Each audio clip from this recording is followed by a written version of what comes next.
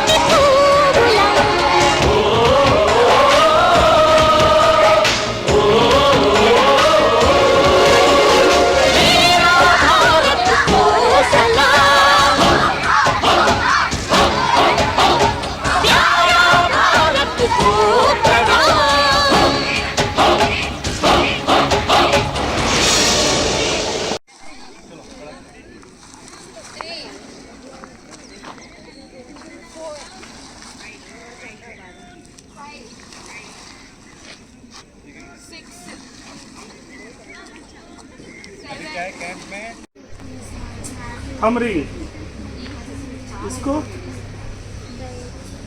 Eye ball और ये इसकी हेयर लाइन समझ में आ रही है। ये इसका नोज, इसको क्या करना है, इसका टॉप किस साइड है मैप का?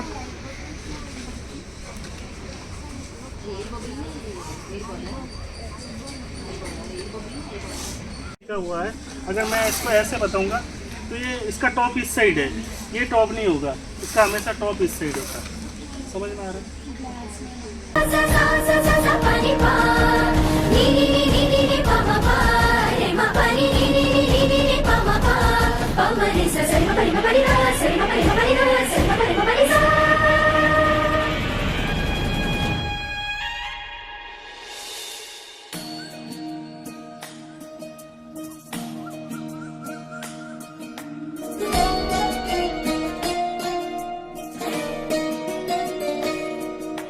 नमामि नमामि ईश्वरनाट्य पूजितम्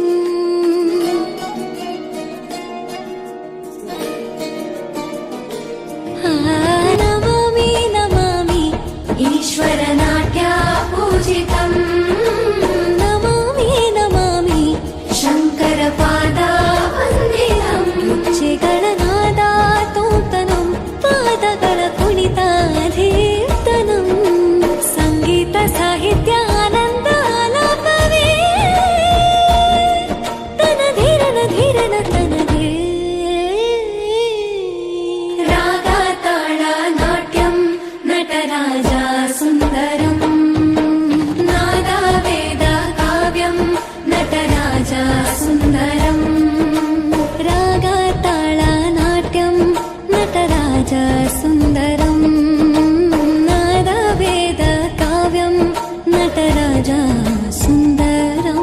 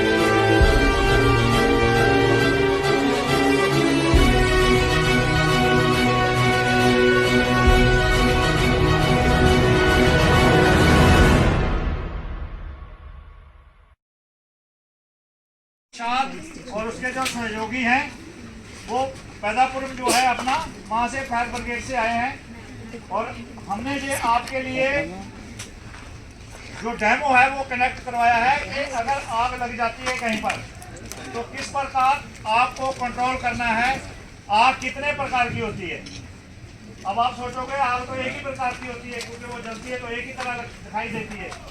यहाँ पर साहब आपको बताएंगे सूखे घास की आग कैसे होती है, अगर पेट्रोल में आग लगती है तो कैसे होती है, अगर किसी भोजन को आग लगती है तो कैसे उसको कंट्रोल करना है। ये जितने सिलेंडर हैं ये सभी जो है फायर को रोकने के लिए ही है। तो मिस्टर प्रसाद आपको गहराई में बताएंगे कि किस प्रकार जो है वो फायर के ऊपर कंट्रोल किया जाता है। ठीक है, तो आपने ध्यान से देखना है जो मिस्टर प्रसाद आपको बताएंगे। अगर आप नोट करना चाहते हैं तो आप नोट भी कर सकते हैं प्लीज। అప్పుడు ఎలాగా ప్రికాషన్స్ తీసుకోవాలన్న దానికోసం నేర్చుకున్నాం. ఇది ఫైర్ అన్నది ఫస్ట్ ఒక కెమికల్ రియాక్షన్ అవ్వడం వల్ల ఫైర్ యాక్సిడెంట్స్ అన్నవి జరుగుతాయి. ఇది ఫైర్ ట్రయాంగిల్ అంటే ఫైర్ వెయిట్ ద్వారా ఫైర్ యాక్సిడెంట్స్ అవుతాయి అన్నది. ఫస్ట్ హీట్ వేడి పుట్టడం ద్వారా కూడా ఫైర్ యాక్సిడెంట్స్ జరుగుతాయి. సెకండ్ కాజ్ వచ్చేసి ఫ్యూయల్స్ ద్వారా కూడా ఫైర్ యాక్సిడెంట్స్ జరుగుతాయి. థర్డ్ కాజ్ ఆక్సిజన్ ఇన్వాల్వ్మెంట్ వల్ల కూడా కెమికల్ రియాక్షన్ జరిగి ఫైర్ యాక్సిడెంట్స్ జరుగుతాయి. ఆ మూడు కలిసి ఫైర్ అన్నది ఏర్పడుతుంది. క్లాసిఫికేషన్ ఆఫ్ ఫైర్ 4 టైప్స్గా క్లాసిఫై చేశారు. ABCD. ఏలో వచ్చేసి కాలిన తర్వాత పూర్తిగా యాష్ మిగిలి ఏ క్లాస్లోకి డివైడ్ చేసాం. దాన్ని కూలింగ్ మెథడ్ ద్వారా మనం ప్రివెంట్ చేస్తాం. సెకండ్ వచ్చేసి లిక్విడ్స్, ఎనీ ఆయిల్స్, దాన్ని స్మాదరింగ్ ఆర్ బ్లాంకెటింగ్ అన్న మెథడ్ ద్వారా మనం ప్రివెంట్ చేస్తాం ఫైర్ని. థర్డ్ వచ్చేసి గ్యాసెస్, స్టార్వేషన్ అన్న మెథడ్ ద్వారా మనం ఫైర్ని ప్రివెంట్ చేస్తాం. డి వచ్చేసి మెథడ్స్, దాన్ని స్మాదరింగ్ ఆర్ బ్లాంకెటింగ్ మెథడ్ ద్వారా చెప్పిందా ఏమ్మా మీరు అలా చెప్పాలా, చెప్తే మీకు అర్థమైంది అనుకుంటా ఉన్నట్టు. ఏమ్మా దేనికి వాడతారు? ఫైర్ స్పాట్లో వాటర్ అది బాగా మనం పని చేసినప్పుడు ఏమవుతుందంటే వాటర్ ఒక చోట ఉండిపోతుంది, బయటకు వెళ్ళడానికి దారి లేనప్పుడు ఏం చేస్తారంటే మట్టి లాంటి ప్రాంతం అనుకో ఒక వే క్రియేట్ చేయడం కోసం దీంతో కట్ చేసి వే క్రియేట్ చేయడం కోసం మన అవసరాలను బట్టి ఈ ఎక్విప్మెంట్స్ వాడతాం. ఇది రూఫ్ సీలింగ్ చేస్తున్నారు కదా, ఆ రూఫ్ సీలింగ్ దగ్గర మనం ఫైర్ చేసినప్పుడు ఏమవుతుందంటే వాటర్ అనేది పైన సీలింగ్ స్థాయిలో ఉండిపోయినప్పుడు ఈ మిద్దెల దగ్గర ఏం చేస్తారు, వాటర్ బరువు ఎక్కువైతే ఒకసారిగా పడిపోతుంది కదా, దాన్ని హోల్ చేయడం కోసం, కిందకి లాగడం కోసం, లేకపోతే మనం మన అవసరాలను బట్టి దేనికైనా సరే మనం దీన్ని ఏంటంటే సీలింగ్ హుక్ అని చెప్పంటారు. దీని పేరేంటి? సీలింగ్లో ఏదైనా వాటర్ స్టోరేజ్ ఎక్కువ అయిపోయినప్పుడు దాన్ని బ్రేక్ చేసి వాటర్ని కిందకి తీసుకురావడం కోసం దీన్ని వాడతారు. అది ఇదేంటి? Fire beater. ఇది ఫారెస్ట్ ఫైర్ అయినప్పుడు వాటర్ వాడాల్సిన లేదు. మన దగ్గర మనం ఏం చేస్తాం, ఇందాక మనం చెప్పుకున్నాం గ్యాస్ ఫైర్ అయినప్పుడు, ట్యూబ్ దగ్గర ఫైర్ అయినప్పుడు ఏమనుకున్నాం, ఒక తడిచిన గుడ్డ తీసుకొచ్చి మనం గట్టి కొడితే అది ఫైర్ అయిపోతుంది. అలాగే ఇది కూడా ఏం చేస్తుంటే బుషెస్ కానీ ఏదైనా ఎక్కువగా చెత్తది ఫైర్ అయినప్పుడు దాని మీద అంటే విలువైన ఎక్విప్మెంట్ వాడవసరం లేదు. ఫైర్ అనేది కంట్రోలబుల్ స్థాయిలో ఉన్నప్పుడు దీంతో మనం ఇలా కొడతాం. కొట్టినప్పుడు ఏమవుతుంది, నేను ఎంత కొట్టాను కదా, క్లాప్స్ కొట్టినప్పుడు ఏమైంది అక్కడ ఆక్సిజన్ పోతుంది కదా, అలాగే ఆ ఫైర్ మీద కూడా దీంతో గట్టి కొట్టినప్పుడు ఏమవుతుందంటే ఆక్సిజన్ తొలగించబడి ఫైర్ కంట్రోల్ అవుతుంది. ఫైర్ బీటర్ దేనికోసం వాడుతుంది?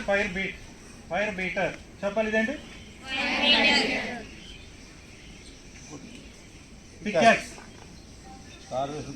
పికాక్స్. ఇది కూడా ప్రమాద స్థలంలో వాటర్ పోవడానికి లేదా మన వెహికల్స్ ఏమైనా ఇరుక్కున్నప్పుడు దారి చేయడం కోసం దీన్ని వాడతారు. ఇవన్నీ ఎక్స్టింగ్విషర్స్ గురించి కూడా మనం చెప్పుకోవచ్చు ఒకసారి. ఇది ఈ రెండు కూడా పాతకాలంలో నా చిన్నప్పుడు సినిమా థియేటర్లో వాడేవారు. ఇవి బ్యాన్ చేస్తారు ఎందుకంటే వాటర్ అనేది ఇప్పుడు పాత రోజుల్లో లేవు. ఇప్పుడు ఏమవుతుందంటే ఆఫీస్లో ఎక్విప్మెంట్ అంతా కూడా విలువైన ఖరీదైన ఎక్విప్మెంట్, వాటి మీద మనం వాటర్ ఎక్స్టింగ్విషర్ వాడామనుకోండి పవర్ సర్క్యూట్ జనరేట్ అవ్వడం వల్ల మనకి షార్ట్ సర్క్యూట్ అవ్వచ్చు. ఎక్స్టింగ్విషర్లు కొన్ని మాడిఫై చేశారు, ఈ బ్యాన్ చేశారు, ప్రస్తుతం వాడుకలో లేవు. ఇది CO2 ఎక్స్టింగ్విషర్, కార్బన్ డైఆక్సైడ్. ఒకటేమో DCP. ప్రతి ఎక్స్టింగ్విషర్ మీద కూడా ఏ క్లాస్కి చెందినటువంటి ఫైర్ మీద ఇది వాడచ్చు అనేది క్లియర్గా మెన్షన్ చేస్తుంటుంది. చూడండి PC. ఓకేనా. ఫస్ట్ మనం ఈ ఫైర్ అయినప్పుడు ఈ ఎక్స్టింగ్విషన్లో ఏమంటారంటే first aid fire fighting equipment అని చెప్పంటారు. ఏమంటారు?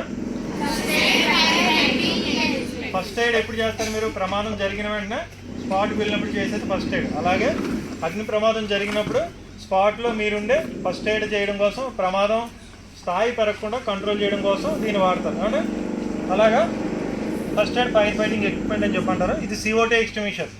ఎలా వాడాలంటే ప్రతి దానికి కూడా ఒక షార్ట్ కట్లో మనం ఎలా గుర్తుంచుకోవాలంటే పాస్. మీరు ఎగ్జామ్ పాస్ అయితేనే కదా నెక్స్ట్ క్లాస్లోకి వెళ్తారు. అలాగే ఎక్స్టింగ్విషర్ వాడాలంటే కూడా మీకు ఒక పాస్వర్డ్ తెలిసి ఉండాలి. అది పాస్, PASS. P అంటే పుల్. ప్రతి ఎక్స్టింగ్విషర్కి కూడా ఒక సేఫ్టీ పిన్ ఉంటుంది. సేఫ్టీ పిన్ తీయాలి ఫస్ట్, పుల్. తర్వాత ఎయిమ్. ఎయిమ్ అంటే ఫైర్ ఎక్కడ ఉందో ఎయిమ్ చేయాలి, చూడాలి. తర్వాత స్క్వీజ్ లేదా మనం అంటే ఇది చూడండి, స్క్వీజ్ చేయడం అంటారు. స్క్వీజ్. దీనికి స్క్వీజ్ కాదు కదా, టర్న్ చేయాలి కదా. వీల్ ఉందనుకో ఏం చేయాలి? వీలుంటే ఏం చేయాలి? వీలుంటే ఏం చేస్తారమ్మా? టర్న్ చేస్తారు. ఓకేనా? అది ఫస్ట్ పుల్, తర్వాత ఫైర్ మీద ఏం చేయాలి, తర్వాత స్పీడ్ చేయాలి, తర్వాత స్వీప్ చేసి మొత్తం ఫైర్ని కంట్రోల్ చేసి, అది విధానం. ఓకేనా? PASS pull the pin, aim, తర్వాత స్వీప్, స్వీప్. PASS. ఈ పాస్ తెలిస్తేనే మీరు ఫైర్ కంట్రోల్ చేయడంలో పాస్ అవుతారు. ఫైర్, గ్యాస్ ఫైర్ అవుతున్నప్పుడు రెగ్యులేటర్ ఫైర్ రెగ్యులేటర్ కింద ఎక్కడైనా కనుక ఫైర్ అవుతుంటే కనుక మీరు ఆ స్పాట్కి వెళ్ళకూడదు. ఇది ఫైర్ అవుతున్నప్పుడు ఎక్స్ప్లోజన్ గురవుతుంది అంటే ఫైర్, దాన్ని గ్లీవ్ అని చెప్పంటారు. గ్లీవ్ అంటే ఒక సిలిండర్ పేరడాన్ని గ్లీవ్ అని చెప్పంటారు. ఇప్పుడు మీరు చూసినట్లయితే ఫైర్ ఎక్కడ కనబడుతుంది? మీకు రెగ్యులేటర్ దగ్గర కనబడట్లేదు, ఎదురు కనబడుతుంది కదా. దీన్ని మనం ఏం చేస్తామంటే మీ దగ్గర CO2 ఎక్స్టింగ్విషర్ ఉందనుకో, ఆటోమేటిక్గా వెళ్ళి ఏం చేస్తాం? మండే వస్తువు LPG ఉంది, సర్టెన్ హీట్ కావాలి, హీట్ ఉంది, ఆక్సిజన్ ఉంది. మనం ఏం చేస్తామంటే వాతావరణంలో ఉన్నటువంటి ఆక్సిజన్ని CO2 ద్వారా పంపించినప్పుడు అక్కడ ఆక్సిజన్ తొలగించి 3 కాంపోనెంట్స్లో ఆక్సిజన్ రిమూవ్ చేసాం కదా, ఫైర్ ఆటోమేటిక్గా కంట్రోల్ అయ్యింది. మీరు అది తెలుసుకోవాలి. మనం ఇప్పుడు ఒక డెమో చేసామంటే దాంట్లో ఏంటి అర్థమైనా తెలుసుకోవాలి. ఇప్పుడు మనం LPG వెలిగించాం, ఇదేంటి? LPG అనేది మండే వస్తువు. ఓకేనా? రండి, పర్వాలేదు. ఇది మండే వస్తువు LPG. రండి. మండడానికి కావాల్సిన టెంపరేచర్ మనం ఇచ్చాం, ఆక్సిజన్ ఉంది. ఇప్పుడు మనం ఏం చేస్తామంటే CO2 ద్వారా ఇప్పుడు మనకి కార్బన్ డైఆక్సైడ్ అనేది ఏమవుతుందంటే ఈ సిలిండర్లో ఆక్సిజన్ ఇప్పుడు మనకి గ్యాస్ నుంచి లిక్విడ్ ఫామ్లో దీంట్లో స్టోరేజ్ చేయడం జరుగుతుంది. ఏంటంటే 744 PSI ప్రెజర్ వాడి ఎంత 60 degrees ఫారెన్హీట్ వద్ద ఉంచినప్పుడు, క్రిటికల్ టెంపరేచర్ వద్ద ఉంచినప్పుడు ఏమవుతుందంటే CO2 అనేది ప్రెజరైజ్ చేసినప్పుడు అది లిక్విడ్ ఫామ్లోకి మారి ఈ సిలిండర్లో స్టోర్ అవుతుంది. ఎంత అయితే ప్రెజర్ మనం ఉపయోగించామో అంతే ప్రెజర్తో బయటికి రావడానికి ఈ యొక్క CO2 ట్రై చేస్తుంది. ఇప్పుడు మనం ఎప్పుడైతే ఒక్కసారిగా దానికి బయటికి రావడానికి మనం ఎంట్రన్స్ ఇచ్చామో బయటికి ఆటోమేటిక్గా వేగంతో వస్తుంది. వేగంతో వచ్చినప్పుడు ఏమవుతుందంటే అక్కడ ఉన్నటువంటి ఆక్సిజన్ అనే దాన్ని బయటికి త్రో చేసి స్మాదరింగ్ గురి చేసి ఫైర్ని కంట్రోల్ చేస్తుంది. అది ఇక్కడ ప్రిన్సిపల్. ఓకేనా?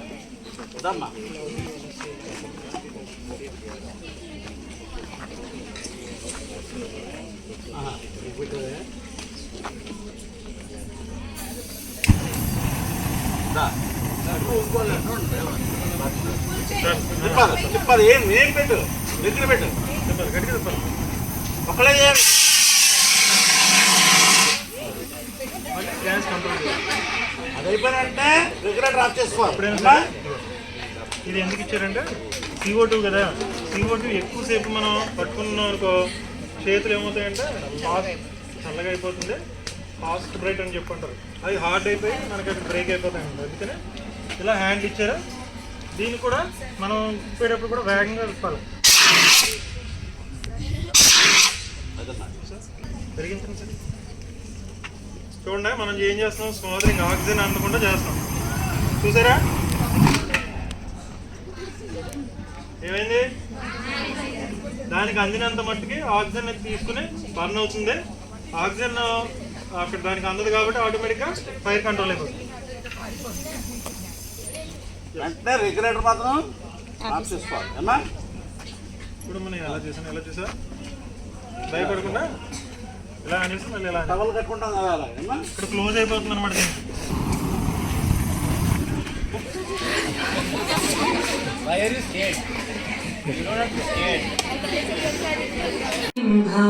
Thank you.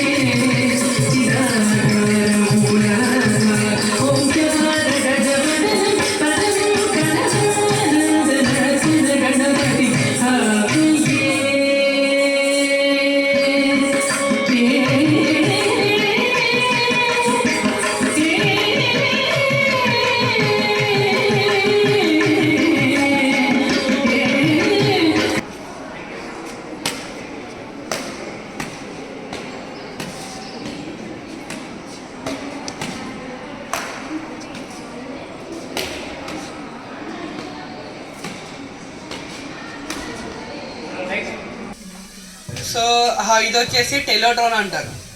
So you can program the drone, అంటే you can program that like person detect చేయొచ్చు. You can detect a persons, animals. Okay, so certain ఒక పర్సన్ డిటెక్ట్ చేయాలంటే you required some data of that person. Like images తీసుకుని మనం ఒక ఏ మోడల్తో train చేస్తే it will detect the person.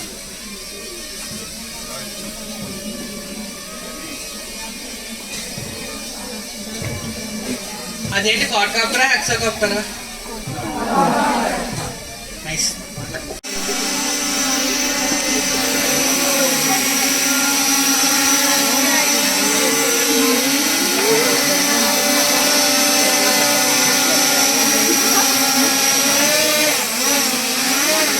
Suppose any patient for any place, for which you get the patient safe place varying from the safe place and flat surface. Okay? And then asking, are you okay? Are you okay? Are you okay? No response. Okay? The firstly take a calculate pulse. Calculate is not people. Okay? Then respiration. How to take respiration? Chest movement. No movement. Okay? Somebody asking the somebody help. Anybody help can help. Okay? And then start the CPR. Okay? So first thing क्या करेंगे? Left hand is down, right hand up. Okay? Lock this side. Straight your elbow. And this end of the bone 2 inch upper. Okay? Up above. Like this. Okay? మన గుండె గుండెకి 2 నిమిషాలు down అవ్వాలని చెప్తారు sir. 4, 5, 6, 7, 8, 90 degrees angle ఉండాలి. ఇది ఎక్కడ కూడా బెండ్ అవ్వకూడదు. like హ్యాండ్స్ బెండ్ అవ్వకూడదు. బెండ్ అవ్వడం సరే మనకి సపోర్ట్ చేయాలి. like this. Okay? Like this. 1, 2, maximum ఇది కింద పడుకోబెట్టి చేస్తే ఇంకా బాగుంటుంది. 39. Okay? పడుకోబెట్టి కానీ కుర్చీలో కూర్చోబెట్టి కానీ సిపిఆర్ చేయకూడదు. 5 centimeter chest compression. అంటే 5 ఇంచుల లోపలికి వెళ్ళాలి. మనం చేసే కంప్రెషన్ 5 ఇంచుల లోపలికి మాక్సిమం 3 ఇంచెస్ అన్నా వెళ్ళాలి. వెళ్ళకపోతే మనకి చెస్ట్ దగ్గర ప్రెషర్ పడదు. ప్రెషర్ పడటం వల్ల ఈ బ్లడ్ సర్క్యులేషన్ పెరుగుతుంది. అది మైండ్కి వస్తుంది.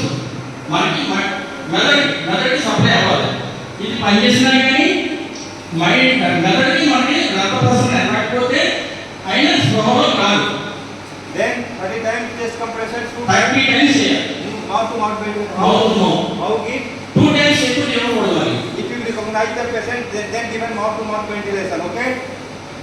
Head tilt, chin lift. Okay? Then pinch the nose. Left hand open the ఉండాలి. mouth. Okay? And then handkerchief and breath given. Okay? 2 times. Then again take the calculate first. Not given. Again start. If you are 1, 2, 3, 30 times. 30 times ఒకసారి 2 times breathing ఇవ్వాలి. Ratio of the CPR, chest compression and the mouth to mouth ventilation 30:2. Okay? Speed 110 per minute. Chest compression. ఒక నిమిషంలో 100 సార్లు మనం compression ఇవ్వాలి. Head chest compression speed 110 per minute. Ratio is the 30:2. we are giving the CPR to regain the function of the heart and lungs. If blood supply is cut up to the brain, 10 minutes brain can be dead. Okay? If one supply time brain dead, nothing can be do. Okay? So this is started half an hour till medical help not come.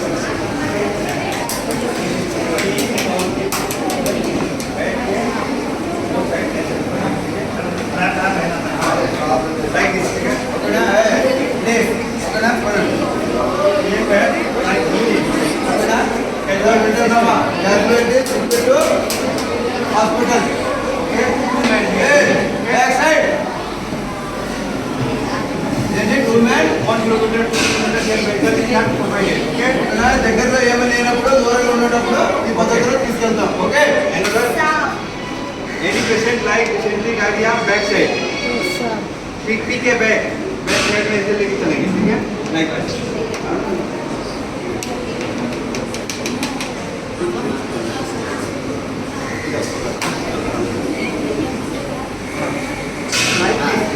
this is the leg injury, both leg injury. Okay, shift the patient from the position. ठीक है, back.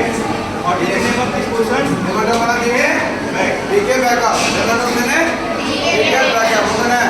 మనం ఒక్కరికి ఉండేటప్పుడు కొంచెం దూరంలో ఉండేటప్పుడు దగ్గరలో hospital లేదు, దగ్గరలో హాస్పిటల్ లేనప్పుడు దూరం వెళ్ళేటప్పుడు మనం చేయాలి, ఇలా క్యారీ చేయాలి. ఓకేనా? ఓకే, इसको क्या होता है, ये दिखता है लाइक फोर हैंड शेप,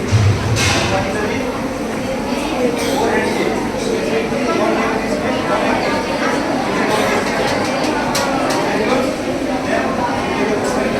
अरे अर्थమైందా? ఇది ఏమంటుంది?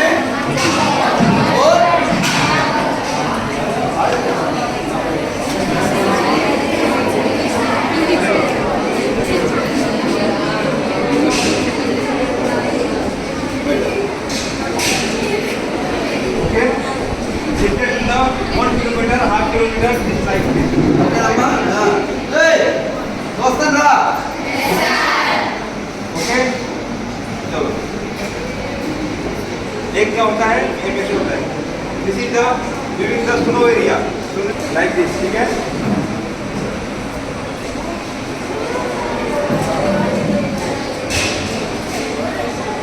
Like this. Okay, shifted to the patient. This patient, this is the snow area, body is the side. Okay, so